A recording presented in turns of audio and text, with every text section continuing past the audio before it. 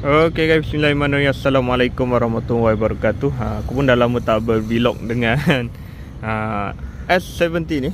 So sekarang ni saya berada di showroom AG Auto World.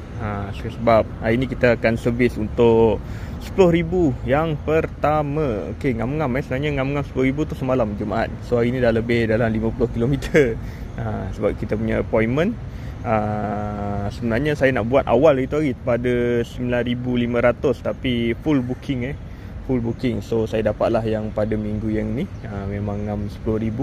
Dan so ni saya servis kat 4G pula, AG Auto World 4G So ni jentera saya kuning, banyak juga S70 kat sini. Dan Saga ada kereta-kereta potong lain.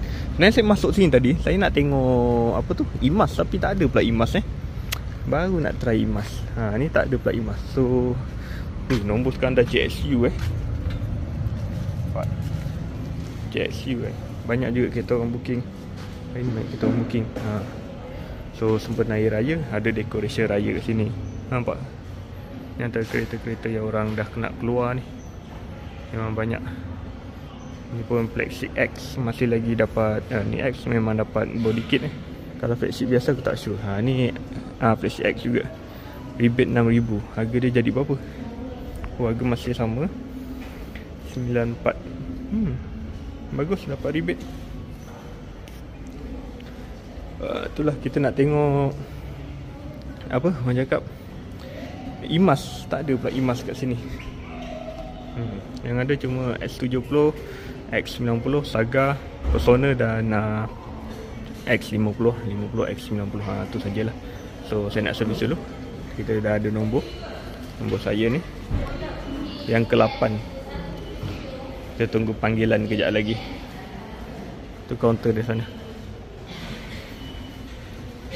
Okey, aku dah settle. Masukkan kereta kat servis. So kita lepak dalam ni lah. Sebenarnya ada minum-minum, tapi kita puasa nak minum macam mana? Nak minum macam mana? Minum je lah. Tu nombor aku tadi, nampak 1008. So kita stay dalam ni sebab kat luar ni ada yang dia minum-minum tu, yang tak puasa lah. So aku stay kat dalam area ruangan dalam. Okay, tunggu kita siap nanti kita macam mana. Tu kereta kita sedang di servis. Kereta dah terangkat dah tu. Dah terbang lah kereta kita.